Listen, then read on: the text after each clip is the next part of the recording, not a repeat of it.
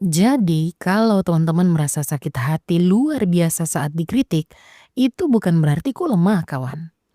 Itu artinya kok manusia biasa. Yang perlu kita orang lakukan bukan menghilangkan rasa sakit itu, tapi belajar mengelolanya. Belajar untuk tidak membiarkan rasa sakit itu menghentikan kita orang punya langkah.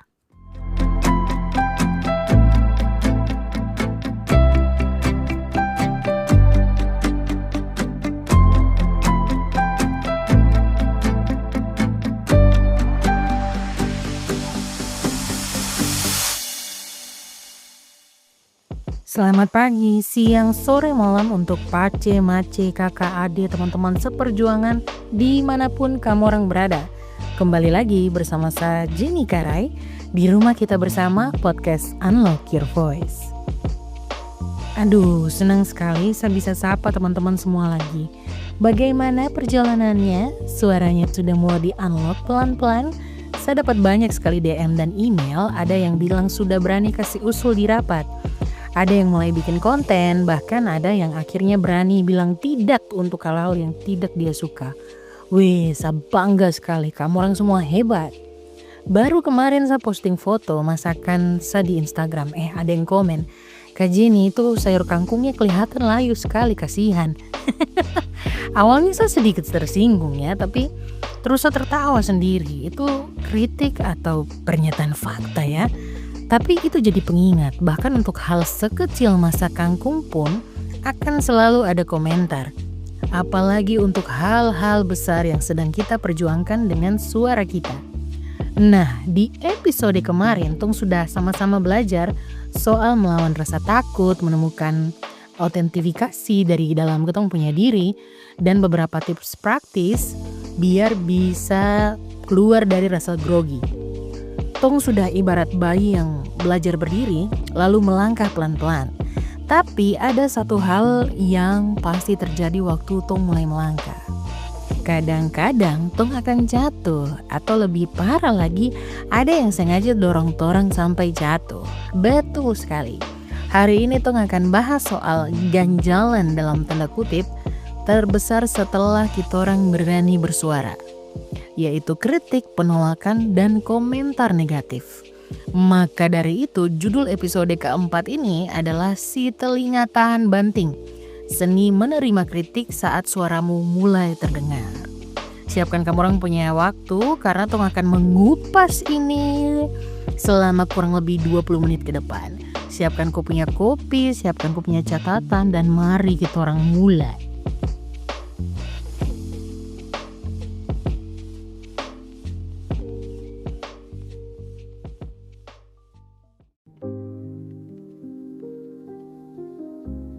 Anana, mari kita orang jujur. Kenapa ya? Pujian dari 10 orang itu bisa langsung hilang gara-gara satu kritik pedas dari satu orang. Kenapa kritik itu dampaknya terasa begitu dalam? Pertama, karena ini tentang kerentanan. Saat kita orang unlock our voice, kita tidak hanya membagikan ide, kita membagikan sepotong hati kita, sepotong harapan, sepotong keberanian. Ini sangat personal, jadi ketika ada yang mengkritik, rasanya bukan ide kita yang diserang, tapi diri kita, hati kita yang diserang. Kedua, ini tentang sindrom penipu atau imposter syndrome. Banyak dari orang jauh di lubuk hati merasa tidak pantas, merasa siapalah saya ini. Jadi ketika ada orang satu saja yang mengkritik, itu seolah-olah menjadi konfirmasi dari ketakutan terbesarnya orang. Tuh kan, benar toh? Saya ini memang tidak bisa, saya ini memang tidak mampu, saya ini penipu dan segala macam tetek bengek yang kau mau kasih tahu itu. Ada yang pernah merasa begitu? Kalau ada, kau tidak sendiri. Ketiga, ini tentang budaya. Tong di Indonesia ini, apalagi di timur ini, sering dibesarkan dengan budaya rasa tidak enakan. Ada yang merasa Tong diajarkan untuk menjaga harmoni, menghindari konflik. Jadi kritik seringkali dianggap sebagai bentuk serangan atau ketidaksopanan. Makanya menerima dan memberi kritik itu sulit sekali. Jadi kalau teman-teman merasa sakit hati ya, luar biasa saat dikritik itu bukan berarti kok lemah. Itu artinya kok manusia biasa. Yang perlu kita orang lakukan bukan menghilangkan rasa sakit itu, tapi belajar mengelolanya. Belajar untuk tidak membiarkan rasa sakit itu menghentikan kita orang punya langkah. Sebelum kita orang belajar cara menghadapi, kajian itu perlu kasih kenal kamu orang dulu tentang kita orang punya musuh dalam tanda kutip ini. Mari kita orang bedah anatomi kritik. Pertama, kita orang itu harus tahu loh tipe-tipe sang pengkritik ini. Dan saya bagi menjadi 3 tipe utama. Yang pertama itu adalah si peduli atau the helper. Ini tuh adalah tipe pengkritik terbaik kalau kajian bilang. Niatnya tuh tulus ingin membantu kita jadi lebih baik. Ciri-cirinya kritiknya spesifik, fokus pada karya, bukan pribadi. Dan seringkali menawarkan solusi. Contohnya tuh begini, Kak, videonya tuh bagus, tapi mungkin kualitas suaranya bisa ditingkatkan pakai mikrofon eksternal biar lebih jernih. Nah, ini vitamin. Yang kedua, si proyektor atau the projector. Tipe ini itu mengkritik kita berdasarkan rasa iri atau kegagalan mereka sendiri. Mungkin dia pernah punya mimpi yang sama tapi gagal, jadi dia tidak suka melihat kita tuh berhasil. Ciri-cirinya kritiknya seringkali umum, penuh sinisme dan meremehkan. Contoh, semua orang juga bisa bikin konten kayak begitu, tidak ada spesialnya. Ini adalah cerminan rasa insecure mereka, bukan tentang kamu ya, cintaku, sayangku. Yang ketiga, si perusuh atau the troll. Nah, ini yang paling bahaya. Niatnya murni hanya ingin menyakiti, mencari perhatian, dan menciptakan keributan. Mereka tidak peduli dengan karyamu cinta. Ciri-cirinya bahasanya kasar, menyerang pribadi, bila perlu menyerang fisik sekalian. Tidak ada argumen logis. Contoh, makian, hinaan fisik, dan lain-lain. Ini adalah racun murni. Setelah kita orang tahu nih, berikutnya kita orang juga harus tahu bentuk-bentuk kritik itu sendiri. Ada beberapa, ada kritik publik, ini yang paling menantang ya, karena disaksikan banyak orang. Biasanya di media sosial. Ada kritik privat, disampaikan secara pribadi, lewat DM atau obrolan langsung. Ini biasanya lebih mudah diterima. Ada juga kritik langsung, to the point, jelas apa yang dikritik. Dan juga ada kritik tidak langsung atau sindiran halus. Nah, ini yang sering bikin pusing. Disampaikannya itu sambil lalu aja, kadang dibungkus pujian gitu ya, Wak. Macam contohnya, bagus sih presentasimu, tapi kalau materinya lebih riset lagi pasti lebih wow deh. Pusing gak tidak? Dengan memahami ini ya, kita orang tuh akhirnya bisa mulai memetakan setiap kritik yang masuk. Oh, ini dari si perusuh. Oh, yang ini bentuk sindiran. Dengan gitu, kita orang tuh bisa melihat kritik itu tidak lagi kritik sebagai satu gelombang besar tsunami yang menerjang, tapi sebagai ombak-ombak kecil yang bisa kita orang identifikasi satu persatu. Nah, teori tadi akan lebih jelas kalau kita lihat contoh yang nyata. Saya mau bagikan 2 cerita yang sangat berbeda tapi sama-sama kuat. Cerita pertama dari Ade Samuel di Manokwari. Yang sudah saya ceritakan sekilas tadi, kanal YouTube-nya tuh soal budaya. Kritik yang dia dapat itu dong bilang kalau dia punya logat bicara tuh aneh, terus dia punya suara cempreng. Itu jelas sekali datang dari si perusuh atau si proyektor. Tujuannya menyerang pribadi, bukan memberi masukan. Bentuknya tuh kritik publik. Rasa sakitnya luar biasa ya, Wak, karena menyerang identitas dan semangat awalnya. Cerita kedua itu datang dari Kakak Rina di Sorong. Dia nih seorang karyawati di sebuah perusahaan.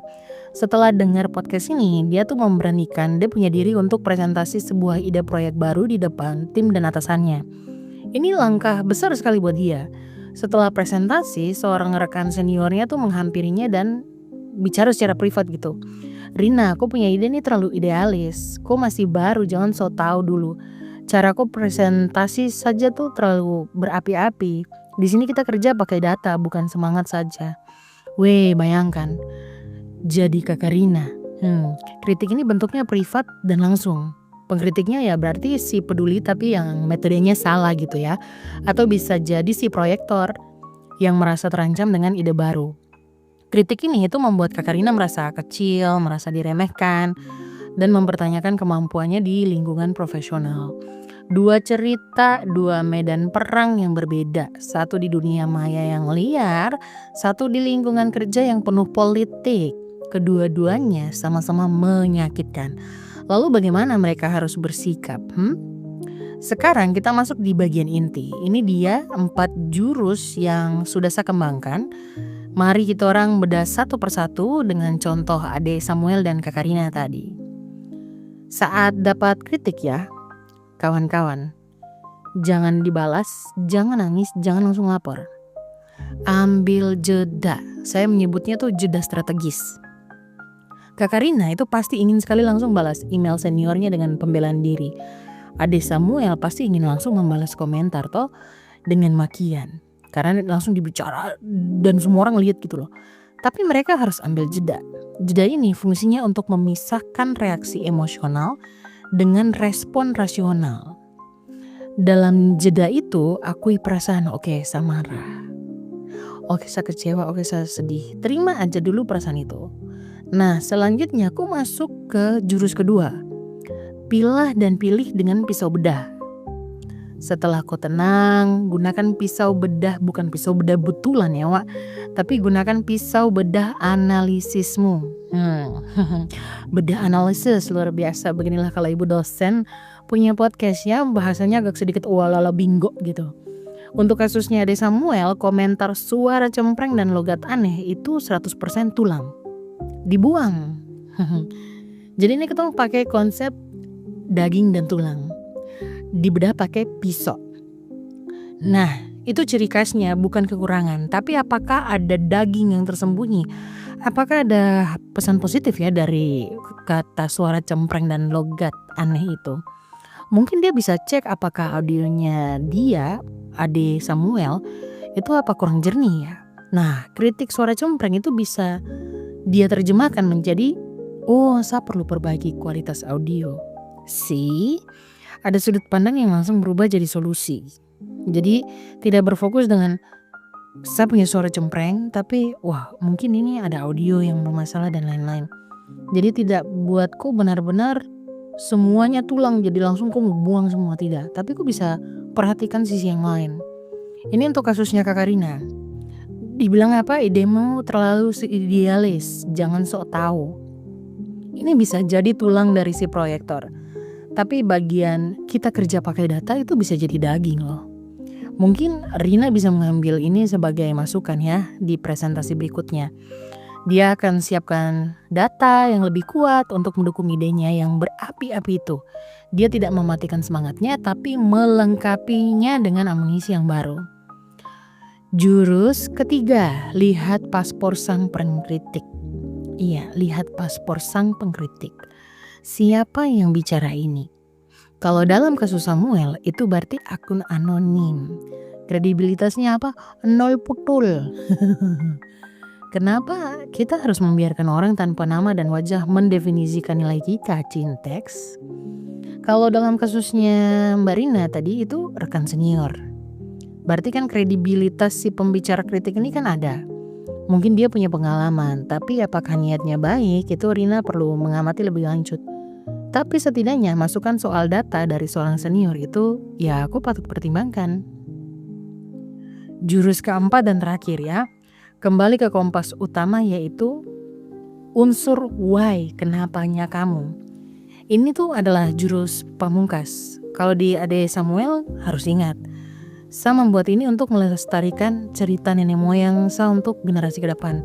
Itu sudah aku punya misi waktu aku bikin kanal YouTube, dan misi ini itu jauh lebih besar daripada satu komentar kebencian yang dari anonim account itu. Dan aku punya semangat itu harus tetap berapi-api. Kalau untuk Kak Karina itu harus ingat, saya mengusulkan ide ini karena saya ingin membawa perubahan positif untuk perusahaan dan mengembangkan karirnya saya. Misi ini lebih penting loh. Aku punya visi ini lebih penting daripada rasa takutnya pada satu senior satu sajamu. Jadi unsur kenapa itu adalah kutub utara yang tidak akan pernah berbohong. Jadi saat ku tersesat, saat ku dapat banyak kritikan dan lain-lain, itu akan jadi kompas Saat ku tersesat, untuk ku harus lihat ke sana. Oke ya Wak, teori sudah, sekarang waktunya praktek. Saya mau tantang teman-teman semua untuk membuat buku catatan kritik atau kritik logbook namanya ya. Bisa di buku tulis, bisa di notes HP. Jadi aku bikin buat kolom, 4 kolom sederhana, jadi hanya 4 kolom. Kolom pertama itu kritik, tulis kritik apa yang kau dapatkan. Terus yang kedua itu kolom untuk sumber. Siapa sih yang bilang? Anonim, teman, atasan, ayang atau apapun. Terus yang ketiga, analisis, apakah itu daging atau tulang. Pakai pisau bedah kritik itu. Mana bagian yang bisa dimasukkan, nah itu berarti daging. Mana yang hanya hinaan, itu berarti tulang. Dan kolom keempat yaitu tindak lanjut. Apa yang akan kau lakukan ketika kau menerima kritik itu? Diabaikan, diperbaiki, dipelajari lebih lanjut atau apa? Nah anak-anak, dengan mencatat seperti ini, kau tuh lagi melatih otak untuk tidak lagi reaktif, tapi analitis. Wah, menyala kok. Kau mengubah kritik dari sebuah serangan personal menjadi sebuah data yang bisa diolah. Daging kan ya Wak podcast ini. Coba lakukan ini selama sebulan dan lihat bagaimana cara pandangnya kau itu terhadap kritik berubah total. Jadi teman-teman seperjuanganku, mendapat kritik itu bukan berarti ku gagal. Justru sebaliknya sayang. Mendapat kritik artinya suaramu sudah mulai terdengar. Artinya kau sudah keluar dari zona nyaman. Artinya kau sudah mulai diperhitungkan. Ingat peribahasa ini dan pegang erat-erat. Hanya pohon yang berbuah manis yang akan dilempari batu. Kalau tidak ada yang mengkritikmu, mungkin karena kau tidak melakukan apa-apa. Jadi sambutlah kritik sebagai tanda bahwa kau sedang bertumbuh. Jadikan kritik membangun sebagai vitamin. Dan jadikan kritik yang menjatuhkan sebagai bukti bahwa apa yang kau lakukan itu penting sampai ada orang yang merasa perlu untuk menghentikannya. Menyala betul. Dan jangan pernah biarkan suara negatif dari satu orang membungkam suara positif yang ingin didengar oleh ribuan orang lainnya. Dan terima kasih banyak sudah mendengarkan episode panjang ini ya. Adik-adik, kakak-kakak, teman-teman pacemace, om tante semuanya. Semoga apa yang tong bahas selama beberapa menit ini itu bisa benar-benar jadi berkat dan tameng untuk perjalanannya kamu orang ke depan. Dan sebagai penutup seperti biasa, saya ingin bagikan satu ayat yang selalu jadi kekuatan buat saya. Semoga ini juga bisa jadi kekuatan buat teman-teman semua. Dari Pengkhotbah 3 ayat 11 yang bunyinya begini. Ia membuat segala sesuatu indah pada waktunya, bahkan ia memberikan kekekalan dalam hati mereka. Temukan prosesmu dalam belajar, dalam jatuh, dan dalam bangkit lagi. Semuanya akan indah pada waktunya. Amin, percaya itu. So anak-anak, sampai jumpa di episode selanjutnya. Teruslah menjadi berani, teruslah menjadi otentik. Dari saya Jenny Karai, di sudut kota Jayapura yang selalu hangat di hati. Dadah.